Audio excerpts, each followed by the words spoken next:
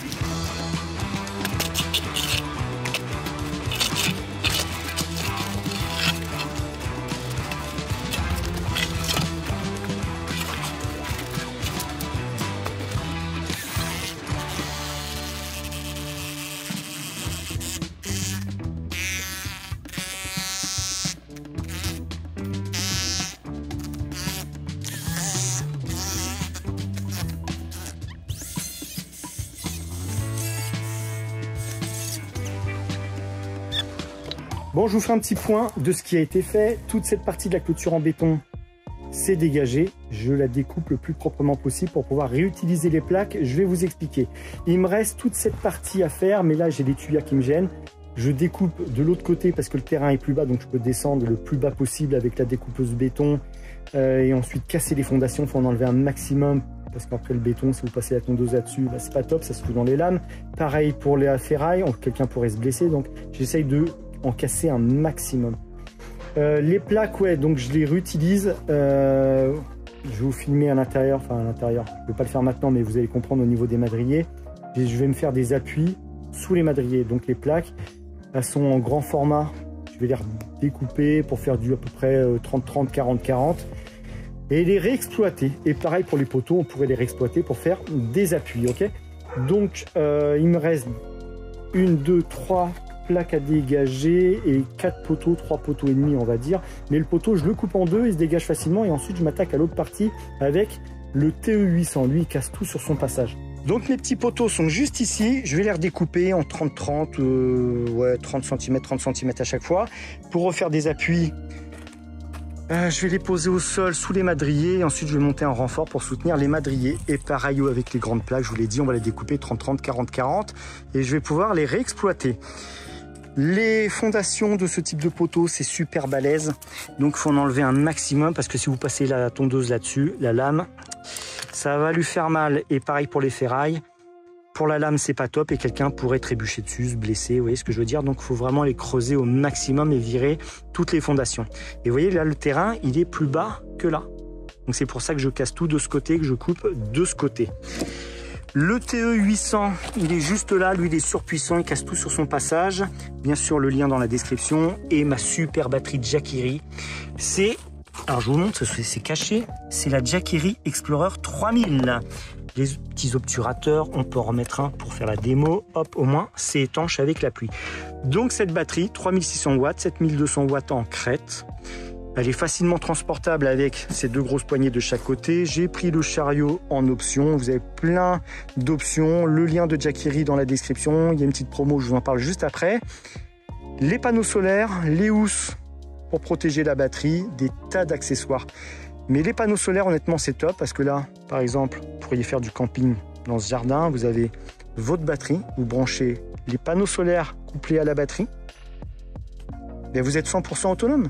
Moi, je la ramène tous les soirs parce que je ne laisse aucun outil sur le chantier. Elle se recharge en 1h30. En 1h30, elle est rechargée. Là, j'ai toujours à peu près la même config, à savoir un outil branché sur la batterie, mon téléphone, les batteries pour la caméra. Et j'ai, alors avec le soleil, est-ce qu'on va voir quelque chose? 89% de batterie. Je consomme 16 watts et j'ai 99 heures d'autonomie. Donc ça, c'est top. C'est plutôt top. On a un port 12 volts, deux ports USB-C, deux ports USB-A. Je peux déconnecter les ports USB. Je peux déconnecter toutes mes prises si besoin. Hop, comme je peux bien sûr utiliser les trois prises. Mais ça, franchement, c'est top. C'est d'autant plus top, les gars, que je peux m'en servir, cette batterie, comme siège ou transat. Regardez. Je suis dessus, je peux poser ma petite tête dessus, ça me sert de dossier, c'est nickel, je peux m'endormir au soleil et profiter de la vie grâce à ma batterie Jackery. Et n'importe où parce que vous êtes autonome. Alors là, on va pas s'amuser à s'endormir au soleil parce qu'on a un peu de boulot, on est sur chantier, voyons. Mais couplé à des panneaux solaires, si vous faites de la van life ou du camping, c'est l'idéal. Vous pouvez brancher votre cafetière, votre four à micro-ondes, tout, n'importe quoi. Moi, l'autre fois, c'était une imprimante. J'ai branché une imprimante dessus dans le coffre de la bagnole. Nickel. Le petit code promo, 5% de remise. Il s'affiche juste ici, valable sur tout le site de Jackery. Le lien dans la description. Vous avez accès à toutes les batteries. Vous avez accès aux panneaux solaires, aux accessoires. C'est le moment de se faire plaisir. Et si vous avez une petite cabane au fond du jardin, un cabanon, un petit atelier, vous n'avez pas l'électricité, et bien ça va vous sauver. Vous couplez avec des panneaux solaires, donc la batterie couplée aux panneaux solaires, vous mettez ça au fond du jardin ou dans votre cabane, et bien c'est bon, vous avez l'électricité pour pouvoir bosser dans votre atelier. Mais moi pour l'instant, on va brancher le TE800 et péter la clôture en béton, mais avant je vais faire une petite coupe au tuyau. J'espère que je vais faire quelque chose de beau. Bon, en même temps je suis pas paysagiste, hein. L'idée c'est vraiment de dégager autour, mais ils m'ont pas l'air en super bon état les tuyaux. Donc on va voir. Je vais peut-être me renseigner avant de le couper parce qu'il m'a pas l'air en super bon état. Il est en train de se faire bouffer par le liard, le truc là. Donc avant de le couper, ouais, je vais me renseigner. J'ai pas envie de faire de bêtises et qu'on me dise ouais, t'as bousillé les tuyaux, gna gna gna gna gna. Bref. Mais bon, la clôture là, je vais la casser, je vais me débrouiller. Alors soit je la casse par là, soit je la casse idéalement de l'autre côté, mais avant, il faut que je coupe le tuyau. Mais je vais me renseigner avant. J'ai pas envie de faire de bêtises. Donc je sais pas ce que vous en pensez, mais pour moi. Il n'est pas en super bon état le pépère.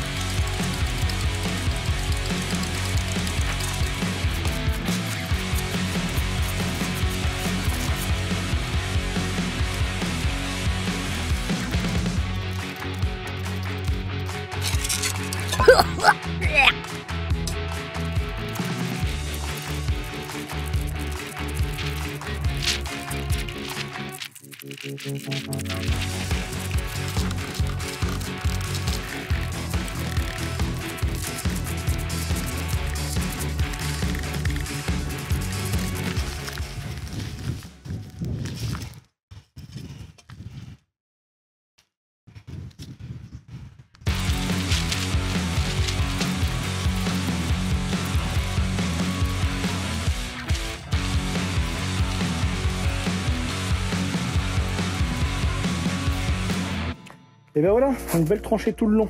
Mais au moins on fait des découvertes. Ce bac de décantation, puisque c'est un bac de décantation, la fosse je ne l'ai pas encore trouvée. Et puis finalement ça sert à rien de la chercher. Tout ça, ça ne sert plus. Mais normalement, fosse septique, bac de décantation, c'est censé être rebouché avec du sable, du gravier. Là ça ne l'était pas. C'est pour ça que ça m'inquiétait. Bon, c'était plein ras-bord, c'est l'infiltration des eaux de pluie qui est rentrée là-dedans. Ça sentait les marécages, ça sentait pas les eaux usées. Donc j'ai vidé ce bac de décantation, mais il va me servir. Tous les gravats qui sont devant la maison, alors on met pas n'importe quoi dedans, moi ça va être béton et briques. Et puis du sable, du gravier, je vais tout reboucher. Donc là, ma petite tranchée de tout le long, je vais vous montrer ce qu'on a découvert. C'est super intéressant parce que là-bas, on a une petite surprise. Le petit récap. Donc là, on a notre arrivée d'eau en PEHD, l'évacuation du WC, l'évacuation du lavabo et du chauffe-eau. Ça file ici. Alors, l'évacuation du chauffe-eau, par contre, je la vois pas. Elle doit passer en dessous. En dessous, le PVC de 100. Donc on avait creusé, découvert ce regard, ensuite celui-là, le bac de décantation qui doit mener sur une fosse septique qui ne se trouve je ne sais trop où, peu importe. Je continue, je suis. Alors ça c'est de la fonte ou du béton. Mais alors pourquoi ils ne l'ont pas passé en PVC? Ça veut dire que lui il est d'époque. Bref, on continue, on arrive ici, évacuation de la cuisine. On continue, là pour le coup on est en PVC. Ça a été fait récemment. On a une preuve, vous allez voir. Alors, on tombe également sur un PEHD. Qu'est-ce qu'il fait là? On ne sait pas. Je ne sais pas. Est-ce qu'il part de là-bas et que c'était pour raccorder, pour remplacer le robinet de jardin des années 80? J'en sais rien du tout. Donc, on continue. Et là, on tombe sur la petite trouvaille. Attention. Un sac de course Intermarché, s'il vous plaît, ligaturé. Donc on l'enlève. Alors je l'avais déjà enlevé pour montrer à mes petits potes d'Instagram. Je vous refais. Oh, la surprise, qu'est-ce que ça peut bien être? Voilà. Tout ça parce que monsieur a eu la flemme d'aller chercher un bouchon et de le coller. Donc il s'est dit, est-ce que j'aurais pas un petit sac de course dans ma voiture qui traîne? Un sac de course Intermarché. Puis ça, c'est des sacs récents, on voit que ça date pas des années 80. Donc le petit sac Intermarché, il a pris un de ses lacets de godasses et il nous a mis ça là-dessus.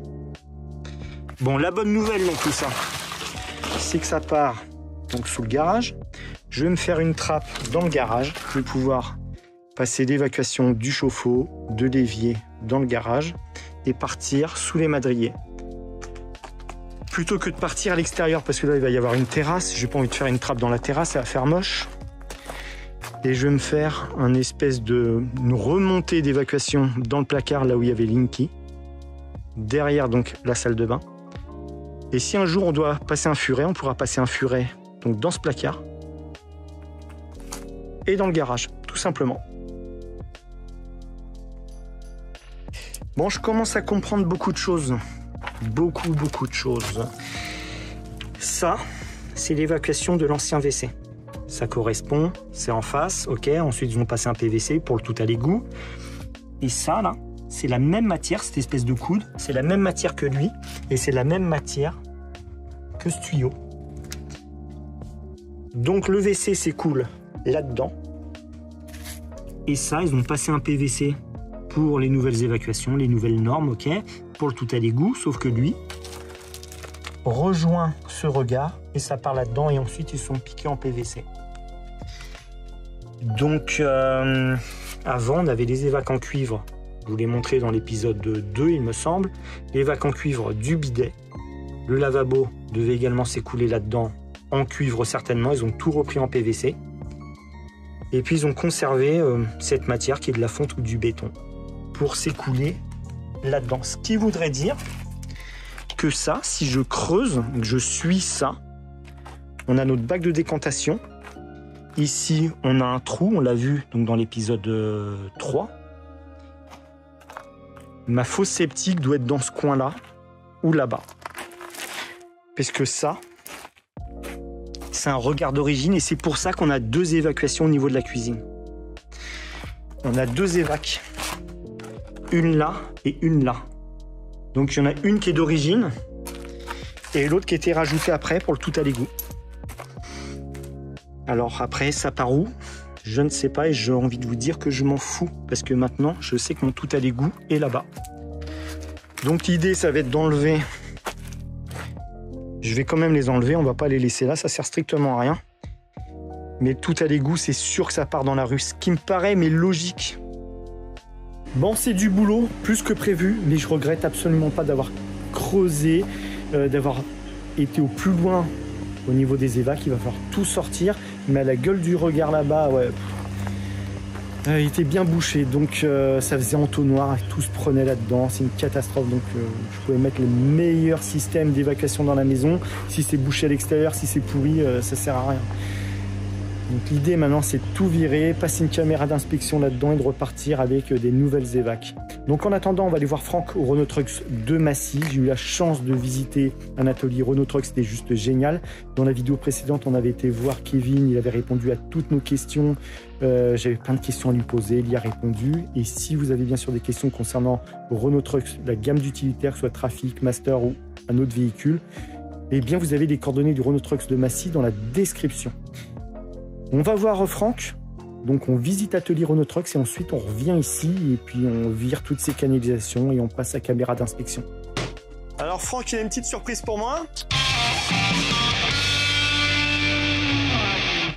Tu vois, vu qu'on rentre dans un atelier, ouais, va falloir que tu portes ça. J'ai pas le choix. Voilà, t'as pas le choix. Fais voir un peu comme c'est beau, regardez-moi ça. C'est des belles coques de sécurité. Coques de sécurité, parce que toi, tu as déjà tes chaussures de sécurité. Exactement. Et les EPI sont obligatoires dans l'atelier. Exactement. Alors là, on est dans l'atelier utilitaire. C'est un atelier avec 4 travées. On a 4 techniciens qui bossent ici 8 heures par jour. Et le matin, vous ouvrez à quelle heure, par exemple? On ouvre à 8 heures. À 8 heures.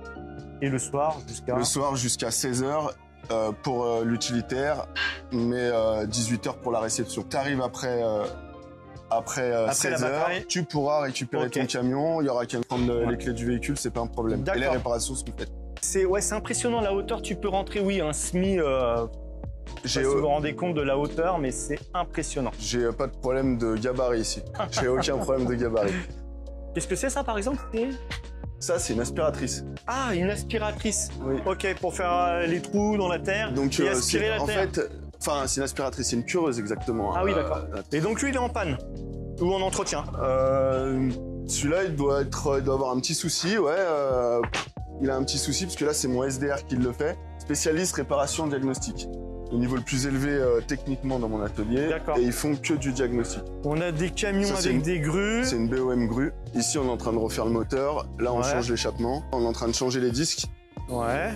Tu vois, c'est pas comme sur les voitures. Là, t'as le moyeu qui reste sur place. Ouais. Tu vois, avec ton roulement. Ouais. Et en fait, tu viens juste monter le disque dessus. Tu vois, t'as un flasque, t'as le disque qui vient là, et tu viens mettre le disque par-dessus, tu te fixes avec les vis. Ouais. Et c'est tout. Entre guillemets, c'est tout. Voilà. Entre guillemets, c'est tout. Et après, pour les gens qui connaissent pas, regarde la taille des plaquettes par rapport à... Ça, c'est de la plaquette, ouais. Bah, je vais te montrer le banc de freinage. Ouais. Et il sert que... Enfin, il sert à autre chose, j'imagine. Alors, c'est une travée ici qu'on utilise pour faire des petits contrôles sous châssis. D'accord. Enfin, des contrôles sous châssis. On passe le véhicule au banc de freinage pour contrôler la force de freinage de chaque essieu. D'accord. Donc tu rentres le véhicule, ça pèse l'essieu, essieu par essieu, et ensuite tu contrôles la force de freinage et le déséquilibre. C'est un mini contrôle technique. Exactement. En fait, on utilise ça pour préparer les véhicules avant le contrôle technique. Donc ça nous permet de voir s'il y a un étrier qui grippe, s'il y a un problème quelconque, si les freins sont mal réglés, et ainsi de suite. Après, on avance le véhicule jusque-là, on le pose sur ces plaques-là. Donc, tu vois, tu mets les 2 roues avant du camion. Ouais. Et en fait, les plaques ici sont montées sur vérin et ça te permet de voir les jeux de ton train avant. D'accord. De ton train arrière. Et ensuite, tu effectues ton réglage de phare. Et après, le véhicule sort et il est prêt pour partir au contrôle. Ah oui, effectivement, comme au contrôle technique. Et donc, tu fais aussi de l'entretien sur des véhicules électriques? Oui, entretien, réparation comme sur les thermiques. D'accord. J'ai un technicien qui est dédié à ça. D'accord. Et c'est ce que j'ai vu tout à l'heure dans le hall? Oui, on a l'habilitation maximum pour bosser sur les véhicules électriques. Niveau 2. Exactement. Et t'en as souvent des véhicules électriques? Ah oui, oui, j'en ai régulièrement. On a une flotte quand même qui est assez grosse. Celui-là, en plus, il appartient à notre service de location Laudat. D'accord. Quand j'ai besoin d'une pièce qui n'est pas en stock, je peux l'avoir. Si la commande est faite avant 17 h, je peux l'avoir le lendemain. D'accord. Par exemple, là, sur les véhicules que je vois, il te manque une pièce, tu peux l'avoir très rapidement. Oui. D'accord. Et c'est qui s'occupe de ça? Stéphane. Et Stéphane, il se cache où? Stéphane, c'est de l'autre côté, c'est au magasin. D'accord. Eh ben, on va aller le voir. On y va? Bon, ce type de scie, les gars, c'est super. Mais par contre, ne faites pas comme moi. À chaque fois que je chez Plume Plastique, j'en rachète une. Parce que je les perds. Ou on me les pique, ou je les oublie. Ou à chaque fois, j'en achète une. Ils me suivent, ils me la reprennent. Puis ils me la revendent quand j'y retourne. C'est un complot. Bref, non, super pratique parce qu'on peut couper directement dans la terre. On n'a pas d'arche. Donc vous coupez vos tubes directement. Ça fait 45 cm de long. La lame est super épaisse. C'est spécial PVC ABS. Hein. Alors la marque c'est Morse, je connais pas. On s'en fout, j'essaie de vous trouver un équivalent. Un lien dans la description bien sûr. La petite vis pour changer la lame si elle est usée. On garde la poignée. Et c'est parti. Mais ouais, je sais pas ce que j'en fais à chaque fois que je suis chez eux. Je me dis mais j'ai encore oublié la scie. C'est dingue. Donc où je perds la boule.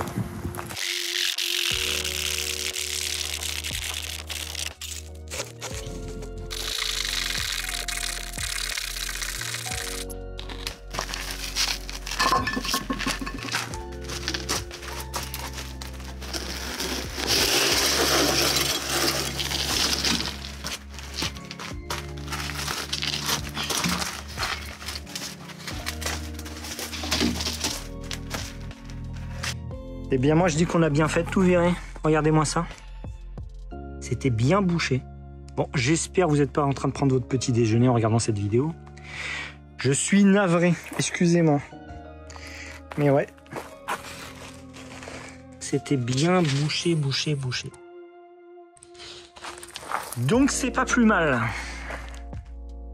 J'ai coupé le tube en deux volontairement pour vous montrer où c'est bouché. Et contrairement à ce qu'on pourrait penser, le coude, nickel. Alors dans l'idéal, il faut mettre deux coudes à 45 plutôt qu'un coude à 90.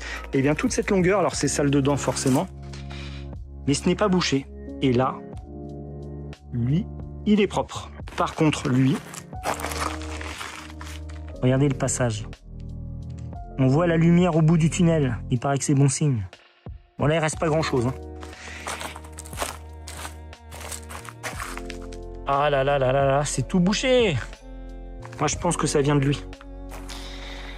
Ça vient de ce regard, ça devait se boucher là-dedans. Ça se trouve, ça se prenait là-dedans, dans le PVC de 40. Et puis, ça crée un bouchon. Bref, heureusement qu'on vire tout, qu'on refait tout.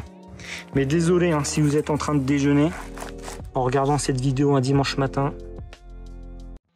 c'est pas très appétissant.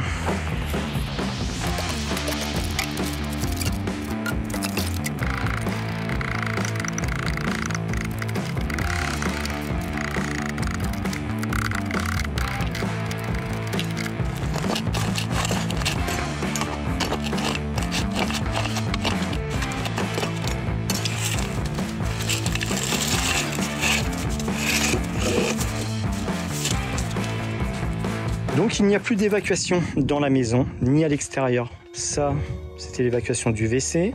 Ça, le PVC là, c'est la petite merde qui était là. Ça, c'est de l'amiante donc, j'ai regardé. C'est de l'amiante. Donc le petit bout et le coude, c'est ce qui était là. Le PVC de 40 s'est coulé là-dedans. Et cette longueur, c'est celle qui était là-bas jusqu'au regard. Et c'est bien bouché comme il faut. Regardez-moi ça. Donc je pouvais mettre le meilleur système du monde au niveau des évacuations dans la maison. C'était pourri à l'extérieur. Donc c'est pas plus mal de tout reprendre. Au moins, on va partir sur une base nickel. Mais vraiment nickel. Regardez-moi ça. Comme il est tout beau, je l'ai nettoyé. Alors bien sûr, je vais le recouper. Puisque l'idée, c'est de faire une trappe dans le garage. Mais pour l'instant, je vais monter un coude et mettre un bout de tube, parce que s'il pleut, que la terre, ça coule, ça passe là-dedans, je bouge tout. Mais alors, ce que je vais faire, je vais en profiter pour creuser autour de l'arrivée d'eau. C'est un robinet de jardin, mais ça m'a l'air tout pourri là-dedans. Il y a des robinets d'arrêt au fond, des vannes de purge. Je vais tout péter, tout reprendre également.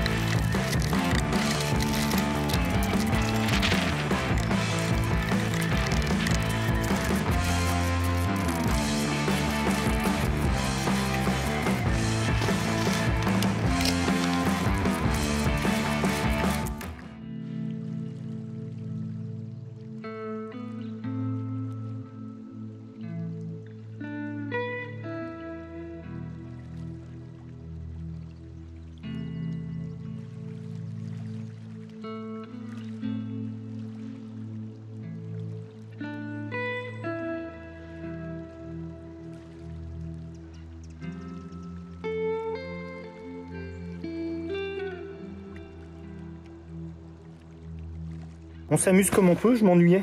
Je savais pas quoi faire, donc je me suis dit, je vais faire un trou. Et puis voilà, mais je suis content de moi. Honnêtement, ça valait le coup de s'embêter à dégager donc tout ça, toutes les évacuations. C'était bouché de toute façon. Donc ça, je reprends. Et l'arrivée d'eau, il fallait absolument que je sache d'où elle vient. Parce que là, honnêtement, me repiquer là-bas pour revenir ici pour alimenter le chauffe-eau, c'est pas terrible. Maintenant que je sais que le PEHD qui est là-bas correspond à lui, je vais pouvoir... Alors, on va le conserver, le PEHD là-bas, mais en tant que robinet de jardin.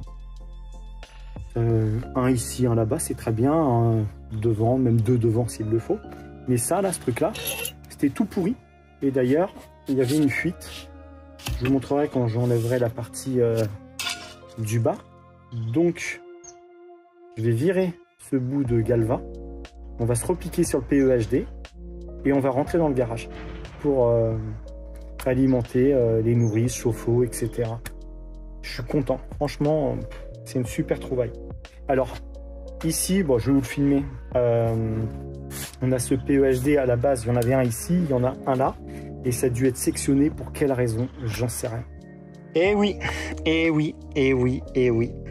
Qu'est-ce que vous voulez que je vous dise? Eh, sinon, c'est pas drôle. Hein. Mais ça aurait dû m'interpeller, ça, sur le côté là. Et je m'en suis pas soucié plus que ça. Je me suis dit, ouais, ils ont coffré un truc, ou alors c'était des fondations, bref. Et c'est ça qui aurait dû m'interpeller. C'est un couvercle. Il y avait de la terre devant. Je me dis, oh, ils ont posé un truc. Bref. Donc, ils ont coulé les fondations du garage là-dessus. Ça, c'est quoi? J'en sais rien. Ça part dans ce sens-là. Et on a le PEHD, donc qui relie lui à lui, qui rentre là-dedans. Donc, l'arrivée d'eau avec une vanne dans le regard en même temps que des eaux d'eau pluviale à cet endroit-là. Ça me paraît logique. Bon, on va casser sur le côté, on va bien voir.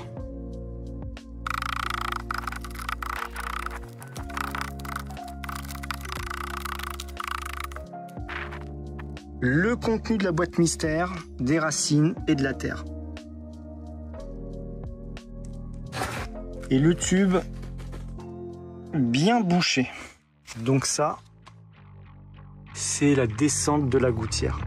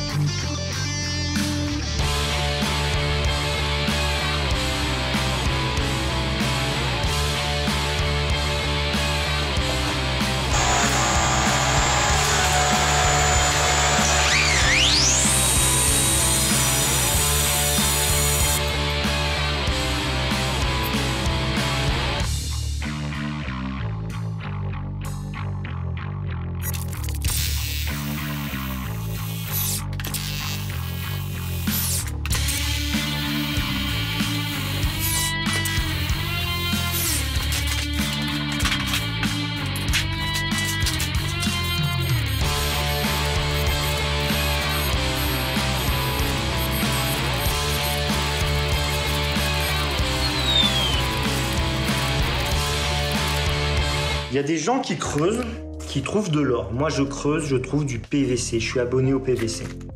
Mais bon, on s'en inquiète pas, c'est pas très grave. Ça, c'est juste un fourreau qui fait protection pour l'ancienne installation fuel qui sortait là-bas. Donc, on va couper sur les côtés. Niveau positionnement, je pense que je suis pas trop mal. Il va falloir creuser avec la petite truelle, sortir toute la terre jusqu'à trouver le PVC 200.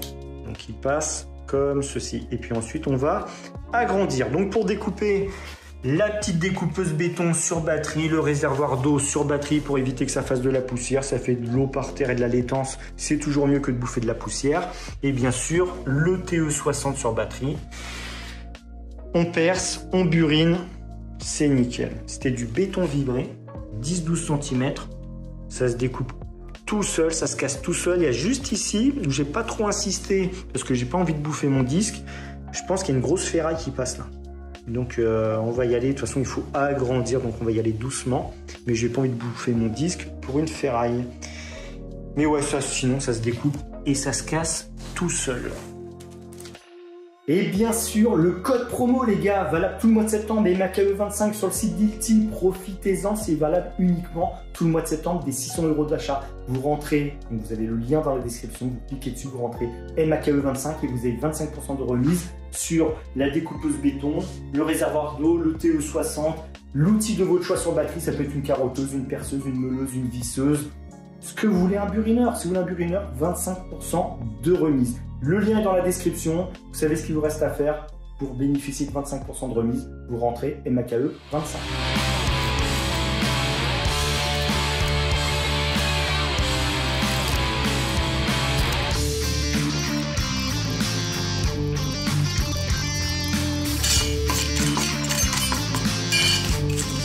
Il est bien dans la bonne direction, donc ça file bien dans ce sens-là. Donc comme je vous le disais, on n'a plus qu'à agrandir maintenant et penser à tout. Il faut vraiment penser à tout, là, ne rien oublier, parce que j'aurais pas envie de le refaire de toute façon. Mais ouais, je suis content là.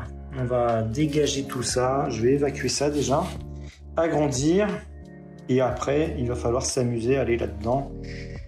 Alors ça va pas forcément être très évident parce que je vais faire 60-60, mais alors je pourrais faire 70-70, mais plus on va agrandir, plus ça va être lourd à soulever. Enfin après je veux faire un couvercle en béton. Est-ce que je suis vraiment obligé de faire un couvercle en béton? Est-ce qu'on pourrait pas mettre une plaque en alu? Maintenant si quelqu'un rentre une bagnole un jour dans ce garage, la plaque en alu elle va pas faire mon feu, elle aura une tôle en acier. À voir, on va réfléchir à ça, mais ce serait bien que ce soit facilement accessible. Enfin facilement, ça va être accessible, mais qu'on puisse vraiment plonger les deux bras là-dedans si besoin. Se trouve, vous doutez bien que je ne l'ai pas fait au hasard. Ici, vu que le tube passe comme ça, je pouvais être plus par là ou plus par là. Là, je me suis mis en face de ce trou qui est déjà fait. Si je dois sauter cette partie, je saute cette partie, mais dans l'idée, c'est d'agrandir plus dans ce sens-là que dans ce sens-là.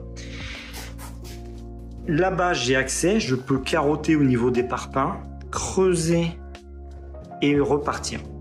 Plus je vais être bas, plus j'aurai de pente, mieux c'est. Donc on va se repiquer sur le tube en partant le plus bas possible. Donc ça va être encore de la terre à dégager, mais je vais la dégager depuis l'intérieur. On va creuser, creuser, creuser.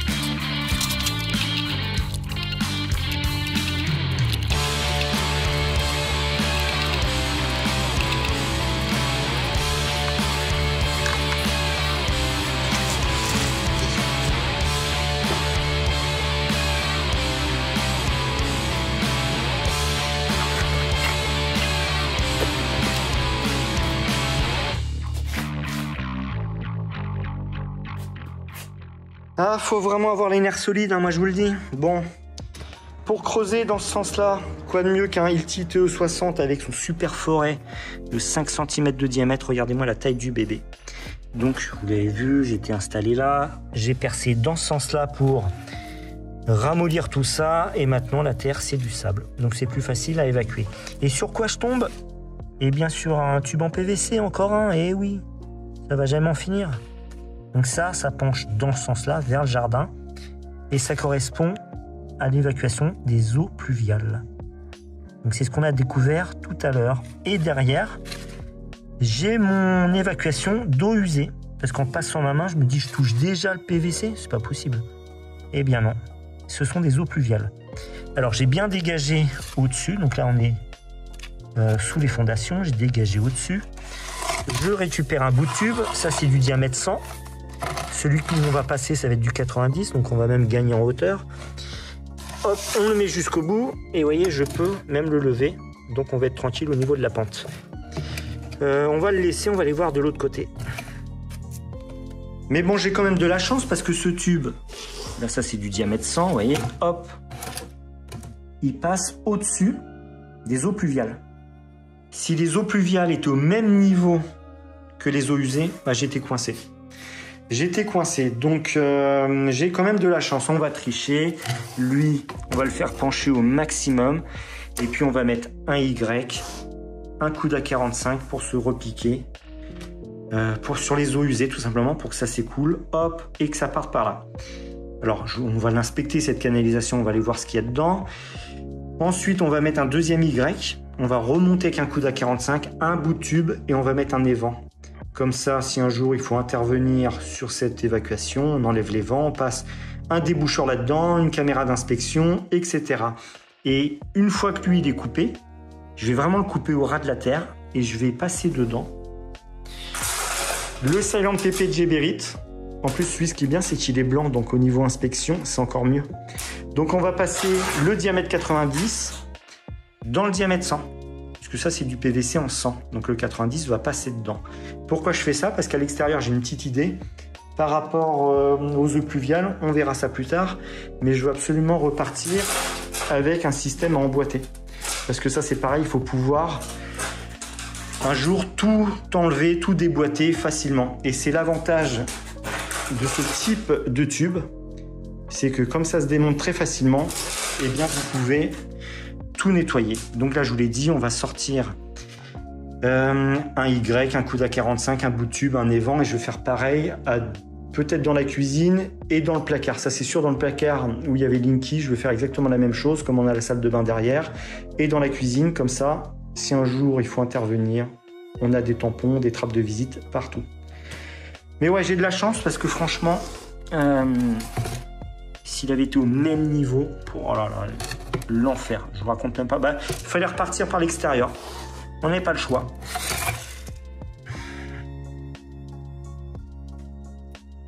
Alors bien sûr que j'ai la solution de repartir par l'extérieur, j'ai des tranchées qui sont faites, je peux très bien me dire allez, je repars par l'extérieur, au moins je suis peinard. J'ai une terrasse de 28 mètres carrés en bambou qui va être posée sur les évacuations. J'ai pas envie de découper une trappe dégueulasse dans une terrasse pour me dire si un jour on doit intervenir, c'est une terrasse en bambou. Je préfère passer par l'intérieur, pardon. J'ai fait une grande trappe, on a accès, on pourrait agrandir au niveau des fondations, renforcer les fondations, faire venir un camion qui va aspirer, vous avez la terre, hein, c'est de la poussière, qui m'aspire tout ça. On crée une galerie sur 60 cm de profondeur, on passe par ici et on rampe ou on se met à quatre pattes pour accéder à nos évacuations. Ça, on pourrait le faire, mais ça a un coût. Faire venir un camion, ça a un coût. Sinon, il faut tout dégager à la main, mais là, c'est un coût aussi, c'est pas mal de boulot. Donc moi, je préfère passer par l'intérieur et j'ai deux solutions pour fixer mon évacuation. Je vous l'ai montré, c'est elle, le Silent PP de Geberit, ça ne se colle pas, ça s'emboîte. Et en extérieur, d'ailleurs, c'est absolument ce qu'il faut mettre, parce que là, du tube PVC collé en extérieur, si ça casse, c'est mort. Ça peut dilater, c'est emboîté, donc ça peut reculer légèrement, avancer, pas de souci. Je passe donc sous mes madriers. Soit je les fixe au madrier, les madriers vont être renforcés par des bastins. D'ailleurs, dans la vidéo précédente, je vous ai dit, je vais renforcer les madriers avec des bouts de bastin qui vont reposer sur les parpaings. Il faut que je trouve des espèces de plaques en gomme. Qu'est-ce que je vais m'embêter alors que j'ai du lino? Je vais découper des bandes de lino qui vont être collées sur les parpaings. Le lino, c'est super étanche. Je vais pouvoir poser mon bastin dessus et s'il y a des remontées d'humidité, on est tranquille. Et à l'extérieur, j'avais prévu de toute façon de tout goudronner. Donc, soit je me reprends sur les madriers et je redescends, tissuté, collier pour mes évacuations, soit je pose des dalles en béton de 50-50 ou 60-60 au sol, tissuté, donc sur la terre, tissuté, collier, évacuation. L'avantage, c'est que mon évacuation est désolidarisée du plancher. Si le plancher bouge, mon évac ne bouge pas. Maintenant, j'ai prévu dans la cuisine de remonter donc Y, coude à 45, exactement comme je vais faire là. On peut mettre soit un évent, soit un bouchon pour ensuite intervenir au cas où. Pareil au niveau du placard, là où il y avait Linky, ça va être la cloison de la salle de bain. Y, coude à 45, je remonte un bout de tube, on peut poser un évent ou un bouchon et on peut intervenir. Et pareil au niveau du WC, il va y avoir les vents qui filent dans les combles, donc je pourrais aussi intervenir par là. Les évacuations, il faut vraiment penser, si un jour c'est bouché, par où je peux passer un nettoyeur, un furet, une caméra d'inspection. Il faut un maximum de points, au même titre que pour une arrivée d'eau, on met des vannes de partout pour isoler, pour couper. Eh bien, une évacuation, il faut y penser. Là, je suis en plein dans les travaux, j'ai tout dégagé, donc il faut absolument que je me dise, si un jour je dois intervenir à n'importe quel endroit, que ce soit moi, le propriétaire de la maison, ou qu'il fasse appel à un autre artisan, qui puisse se dire, et même vous le stickez le truc, vous écrivez dessus, en cas d'intervention, vous pouvez passer un furet. Le mec, il le sait, il va pas se dire, ah ouais, attends, est-ce que c'est collé? Parce que ça se trouve, il connaît pas ce type de tube, et il se dit, ouais, ça se trouve, c'est collé, il faut couper. Non, il y a juste à enlever, ça s'emboîte, donc il y a juste à déboîter. On passe le furet, la caméra d'inspection et c'est nickel. Donc il faut penser à tout. Oui, et puis je vous l'ai dit, on peut aussi se créer un accès par ici, aspirer de la terre et ramper. Mais ça, ouais, ça coûte bonbon.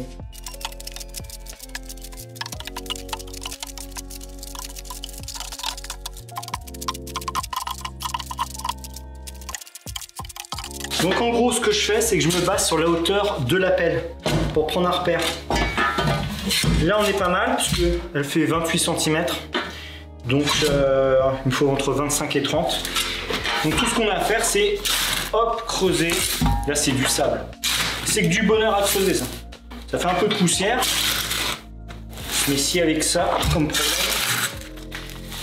Ah, il y a du charbon là-dedans. Ils ont fait un barbecue.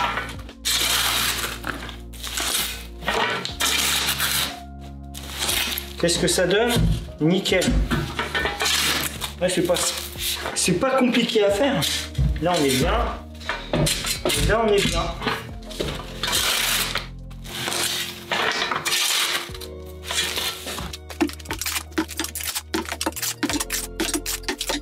Donc, vous avez vu, ce que j'ai fait, c'est pas compliqué. C'est juste creuser sous les madriers pour partir du point le plus haut, à savoir le WC, au point le plus bas, l'évacuation. La trappe que j'ai faite dans le garage. Dans l'idéal, il faudrait pouvoir creuser sur le côté de la maison, là où il n'y aura pas la terrasse, et faire un accès dans ce vide sanitaire, soit via la trappe, soit le côté de la maison, passer sous les fondations et se faire un accès. Alors là, enlever la quantité de terre parce qu'il faut enlever la hauteur du tube et se dire, dans l'idéal, il faudrait du 50-60 cm pour pouvoir accéder facilement. Mais là, c'est... à la main, c'est impossible. Il faut enlever les madriers, sinon on ne va pas y arriver. Ou alors faire un énorme trou au milieu et se dire, bon, on rebouche après avec le reste. Mais ça va être compliqué, il faudra enlever les madriers ou faire venir un camion qui aspire tout ça. Mais ça pourrait s'aspirer parce que la terre ici, c'est du sable. Tellement c'est sec depuis des années.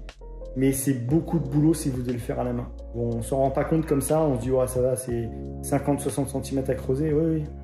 Sur toute la longueur, ça fait une quantité de terre énorme. Donc je suis déjà content d'avoir fait ma petite tranchée tout le long, ma petite saignée.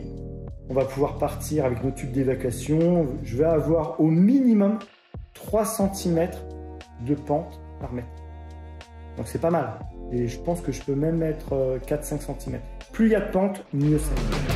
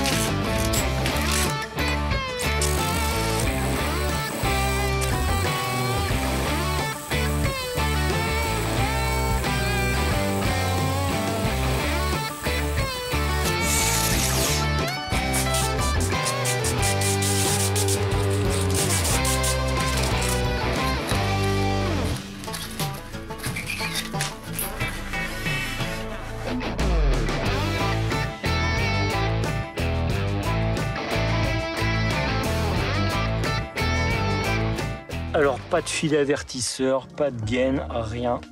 Il faisait un peu ce qu'il voulait à l'époque les gars. Et donc là, on est sous la dalle du garage et j'ai mon PEHD. Je suis trop content. Il va falloir déboucher lui et son petit pote qui se trouve juste ici.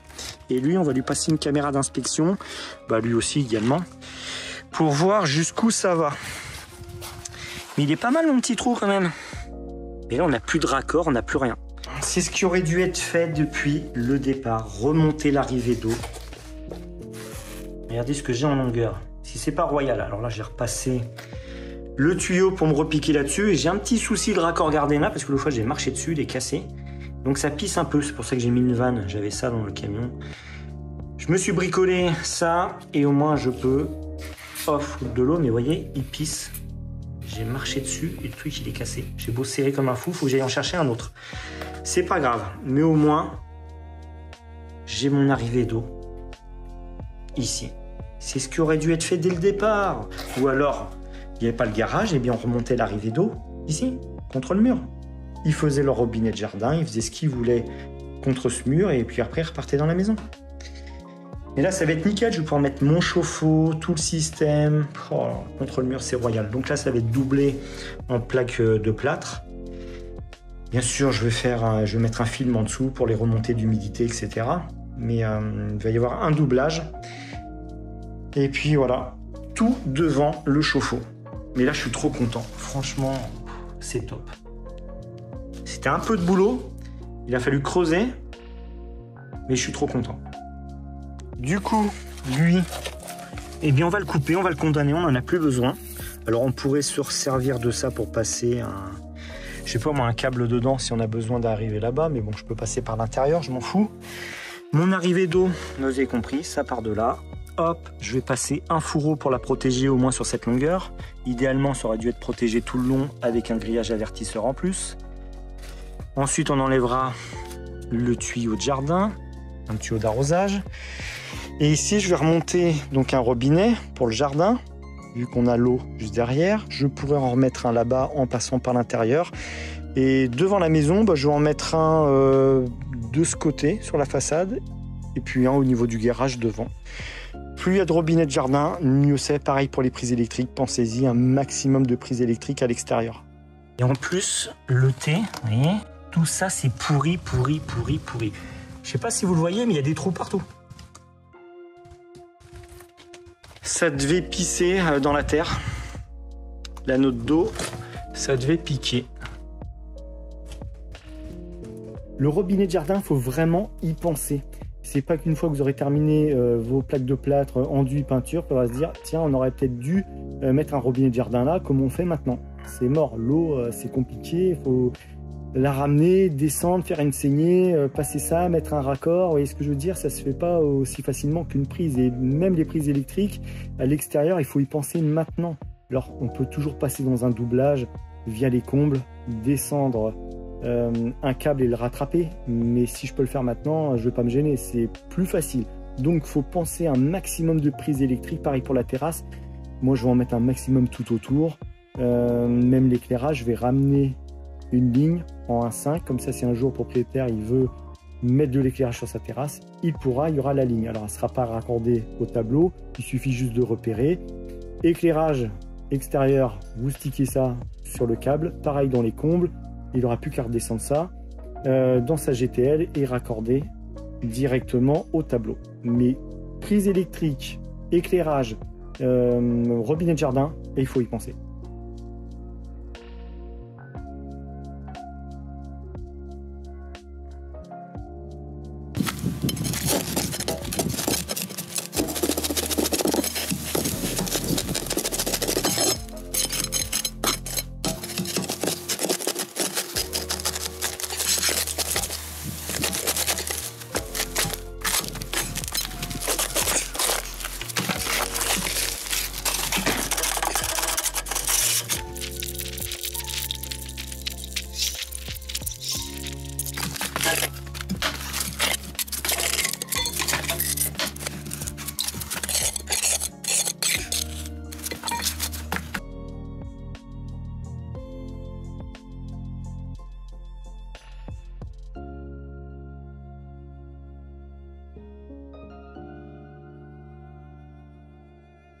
Bon, j'ai été chercher un nettoyeur haute pression, puisque le but, c'est de déboucher les eaux pluviales. C'est rempli de terre, de racines. Donc hier, j'avais creusé au niveau du regard. Vous avez vu devant, c'est pas un grand regard, mais c'était bien bouché. Donc maintenant, le petit nettoyeur haute pression avec les petites buses qui vont bien, parce que j'ai appelé 2 entreprises, mais elles ne sont pas disponibles avant 10-15 jours. Elles passent en priorité les eaux usées pour dépanner les gens, ce que je peux tout à fait comprendre. Donc ils m'ont dit, bah, pas avant 10-15 jours. Je suis un peu pressé, donc j'ai été loué un nettoyeur haute pression. On va passer ça là-dedans, puis on va en passer un coup également dans les eaux usées, ça ne peut pas faire de mal.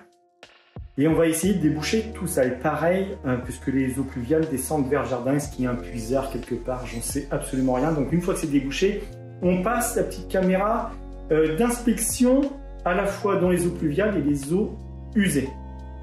Donc on va s'amuser à faire ça.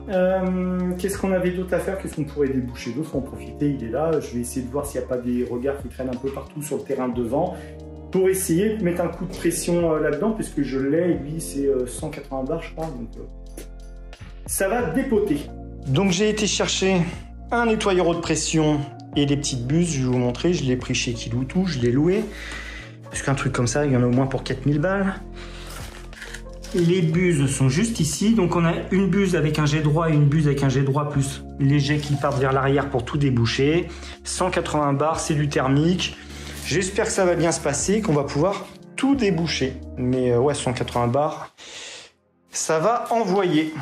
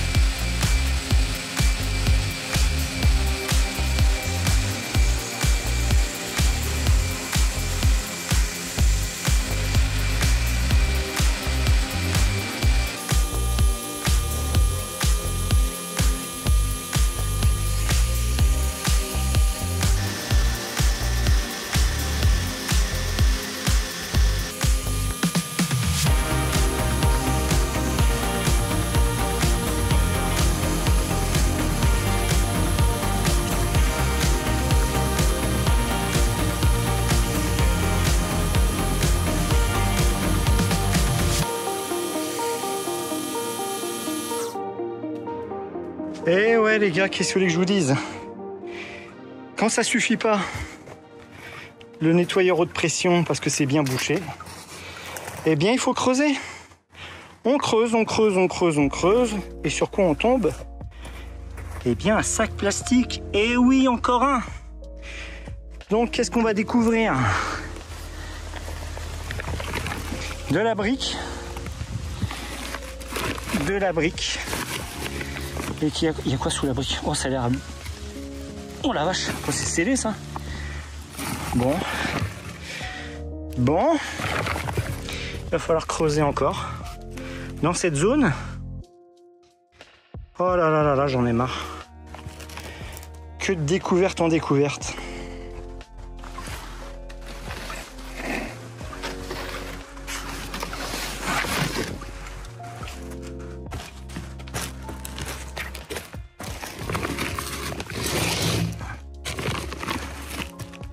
Donc mon Karcher s'arrête ici. Le nettoyeur de pression s'arrête là-dedans. Il veut pas aller plus loin. Pourquoi? Eh bien, on a la réponse sous cette brique et ce sac plastique. Ça donne sur rien du tout, mais vraiment rien du tout. Mis à part des briques entassées les unes sur les autres. Voilà. C'est un puisard fabrication maison avec des briques. Bon, au moins j'ai dégagé ce tube en PVC qui était bien bouché, mais vraiment bien bouché comme il faut. Donc le nettoyeur haute pression, j'en ai débouché pas mal. Mais je butais ensuite sur les briques. Ça veut dire que cette maison, je ne peux pas mettre de descente gouttière sur ce côté, ni l'autre côté, puisque l'autre côté, ça arrivait là. Bon là ça goûte parce que j'ai mon raccord Gardena qui est un peu cassé, donc ça pisse là-haut et ça sort par là. Vous voyez, hop. Qu'est-ce que je voulais dire? Donc je ne peux pas mettre de gouttière. Mais bon, on va se débrouiller, on va trouver une solution. On va trouver une solution.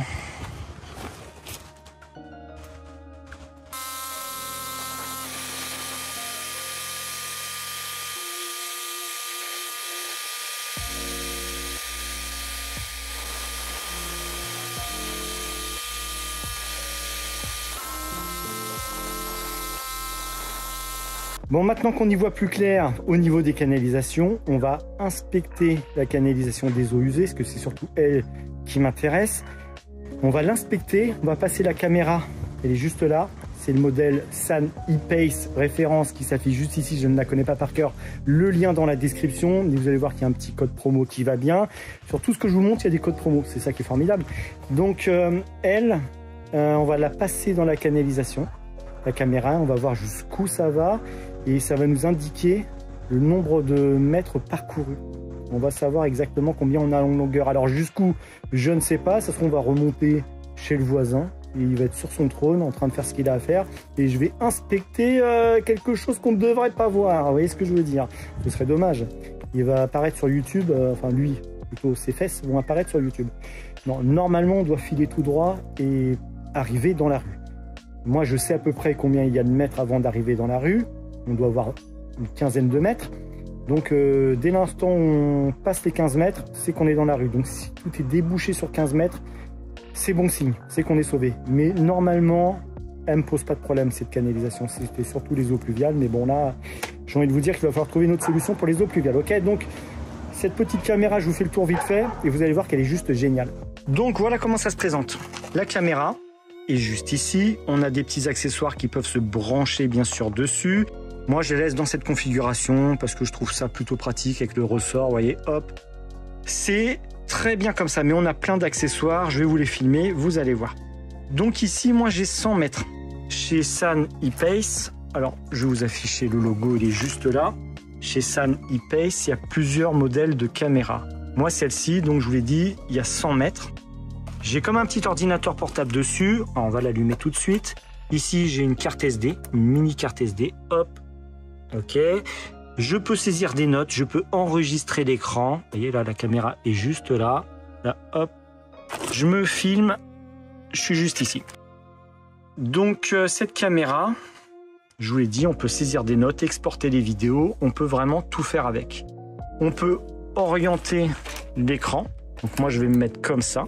Je vais être dans le trou avec ma caméra et j'aurai un retour par rapport à l'écran, ce qui est plutôt pratique.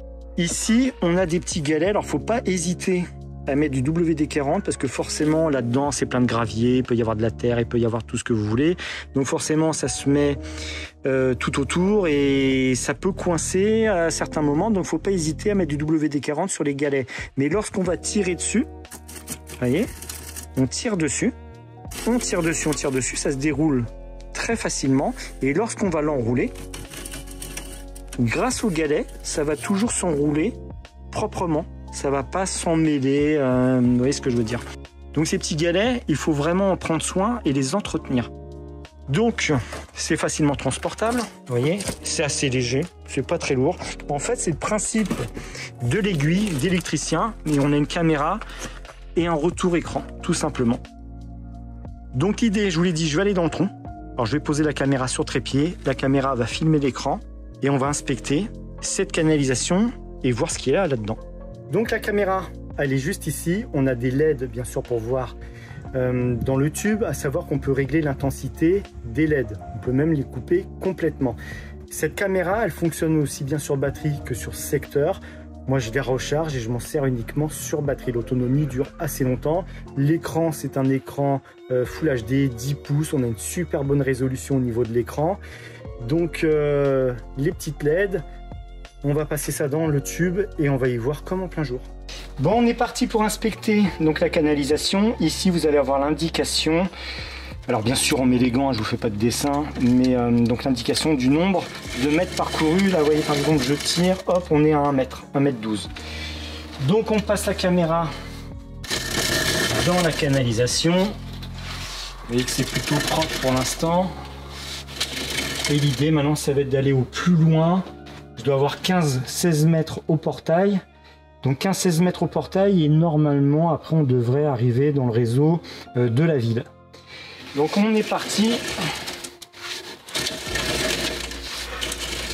Là, on a un raccord, vous voyez. On a fait 3 mètres, on a un raccord. Donc la longueur d'un tube à peu près. Vous voyez que pour l'instant, c'est très propre dans la canalisation. Un autre raccord, donc à 6 mètres, donc ce serait des longueurs de 3 mètres. Un autre raccord, donc là on a une longueur de 4 mètres, 6 et 4, 10. Bon, c'est nickel, hein. Je sais pas ce que vous en pensez, mais c'est très très propre dedans. Encore un raccord. Donc là, normalement, j'ai passé le portail. À 16 mètres, j'ai passé le portail. Donc on devrait arriver... là, on a un petit truc par terre, ça n'a pas l'air bien méchant. Là, on arrive, voilà. Hop, encore un raccord. On pousse et on arrive dans le réseau de la ville. Voilà. Donc là, je suis dans la ville, dans le réseau de la ville. Donc à partir de là, ça ne m'intéresse plus. S'il y a un bouchon, ce n'est plus mon problème. Et donc maintenant, pour rembobiner, c'est pas compliqué. Il suffit d'aller dans ce sens-là. Alors on n'hésite pas, comme je vous l'ai dit, à mettre du WD-40 sur les galets. Parce que là, on va remonter forcément du sable. Donc ce qu'on peut faire, c'est prenez un chiffon et au fur et à mesure qu'on remonte, on essuie. Alors bien sûr, on garde ses gants, je vous fais pas de dessin. Voilà. On essuie pour mettre un minimum de sable dans les galets.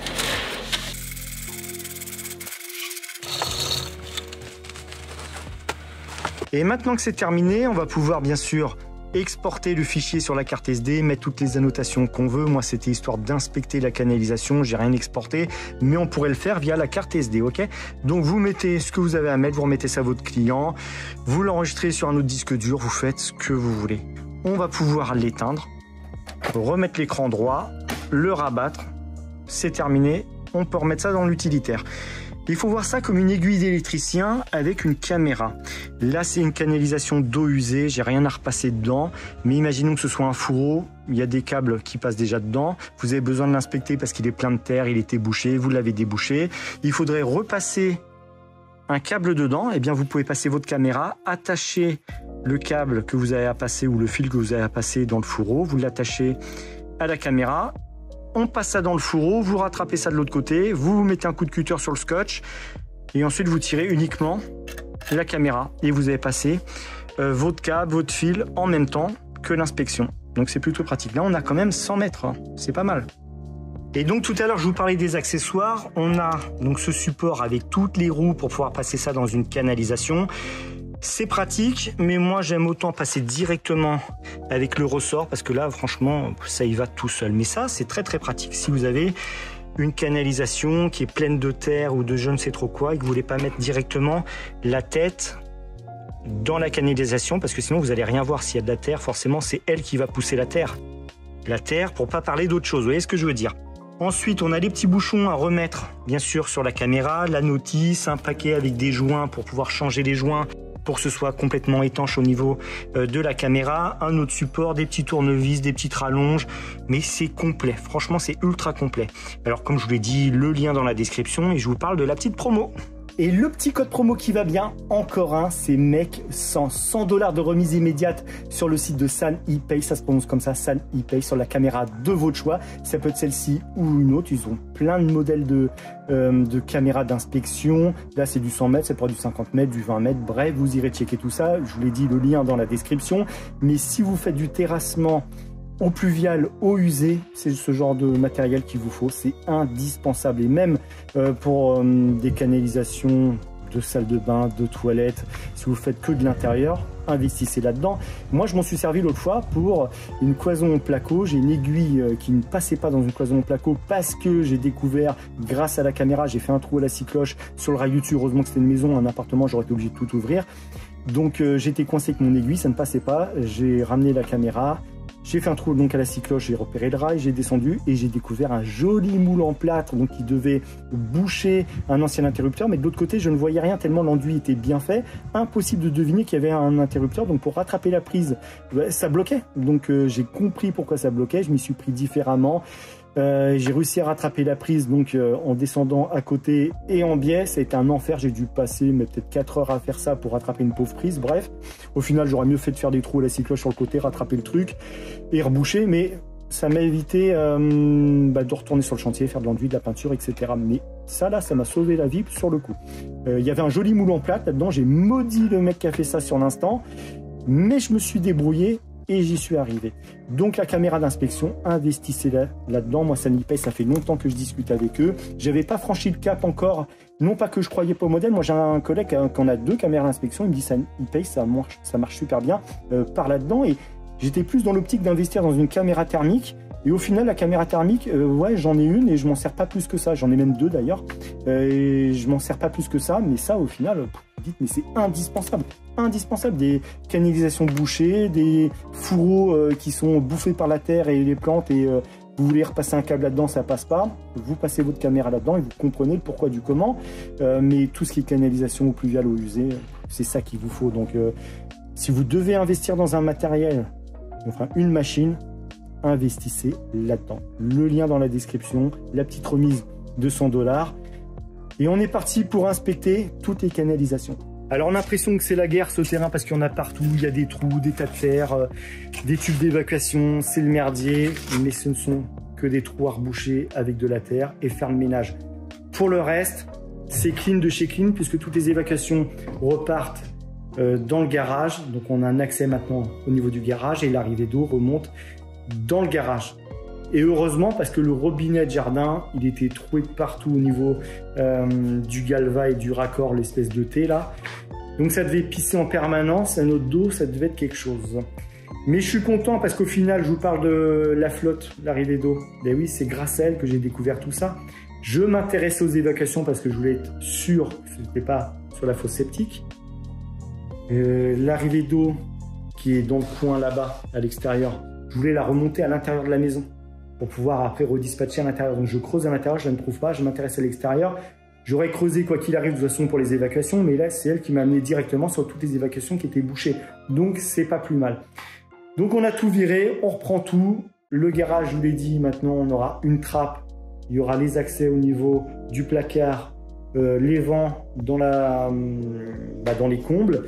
On aura le placard de la salle de, derrière la salle de bain et la cuisine, plus la trappe dans le garage. Donc on aura des accès pour déboucher tout ça. L'arrivée d'eau remonte directement dans le garage. On va pouvoir tout redispatcher. Si vous devez acheter un bien immobilier, Il y a plusieurs choses qu'il faut absolument checker, notamment, maintenant vous l'avez compris, les eaux usées et eaux pluviales. Les eaux pluviales, nous, on va trouver une solution, mais les eaux usées, on ne peut pas faire ce qu'on veut. On ne va pas jeter ça directement dans le jardin, on n'est plus au Moyen-Âge. Donc, il faut checker absolument les eaux usées, eaux pluviales, voir si c'est pas bouché, que ça s'écoule correctement. La charpente, si c'est pas bouffé par les bêtes. La couverture, les tuiles, etc. Les fissures sur les façades. À l'extérieur, regardez s'il n'y a pas un ruisseau, un étang qui pourrait faire bouger la maison si vous avez des grosses fissures. C'est peut-être que la maison a bougé parce qu'il y a une source qui passe ou des choses de ce genre. Il faut tout passer au crible. On nous parle de diagnostic immobilier de long en large. Le plomb dans la peinture, l'électricité qui n'est pas aux normes, l'isolation, gna gna gna gna gna. Mais au final, est-ce qu'on fait un diagnostic pour les canalisations et même la flotte? La flotte, là, imaginez que ce soit du galva qui est pourri tout le long. Ben, ça pisse là-dedans, tout le monde s'en fout. Et puis vous avez un peu de pression, vous ne vous souciez pas de ça, à part la note d'eau qui arrive qui est dingue. Vous buvez l'eau du robinet, mais vous êtes intoxiqué parce que là, vu la gueule du truc, vous buvez l'eau au robinet de jardin, ben, vous êtes sûr d'avoir une touriste. Hein. Et puis les évacuations, tout bouché. Donc il faut vraiment un diagnostic poussé, aussi bien au niveau des arrivées d'eau que des évacuations eau pluviale, eau usée. Mais bon, on pourrait lancer le débat, hein. Pourquoi on ne le fait pas, j'en sais rien. J'en sais rien. Mais moi, je suis content d'avoir tout viré parce que maintenant, oui, c'est du boulot, ça me fait perdre du temps, mais je repars sur quelque chose de nickel parce que le propriétaire aurait pu emménager. Moi, j'aurais pu lui dire, bah, moi, je me concentre uniquement sur les travaux intérieurs, je pose ma terrasse, le reste, je m'en fous, je m'en soucie pas, je me raccorde sur les évacs du WC existant, l'arrivée d'eau, il emménage, il tire 3 fois la chasse d'eau, c'est bouché. Et ce qu'il va faire, il va m'appeler, il va me dire, je comprends pas, vous avez fait des travaux, tout est bouché. Bah oui, mais c'est pas mon problème. Il va dire, attendez, vous n'avez pas passé une caméra d'inspection, maintenant tout était ouvert, pour vous assurer de vous repiquer sur quelque chose de nickel. Il aurait entièrement raison, donc il faudrait démonter toute la terrasse. Oh là là, non, l'enfer. Donc, checkez tout, si vous achetez un bien immobilier, passez tout au crible, ok? Donc on va se retrouver dans 15 jours pour la suite des travaux notamment. On va commencer la terrasse. Ça va changer au niveau des extérieurs, vous allez voir, on va faire un truc nickel. Il n'y aura plus de montagne de terre, plus de trous, plus rien, plus de tubes en PVC sur le terrain. Ça va être très beau en bambou. Et donc en attendant, on va se retrouver dans 15 jours pour la suite des travaux avec la terrasse. Mais il y a une chose qui est très importante dans les travaux, c'est vous projeter. Projetez-vous pour tout et vous y verrez, mais bien plus clair. Vous allez avoir des nouvelles idées qui vont sortir de votre petite tête. C'est très important de se projeter pour les travaux, ok? Donc on n'oublie pas de s'abonner, de liker, de partager, de commenter cette vidéo. Comme je vous l'ai dit, on se retrouve dans 15 jours. En attendant, portez-vous bien et à très bientôt.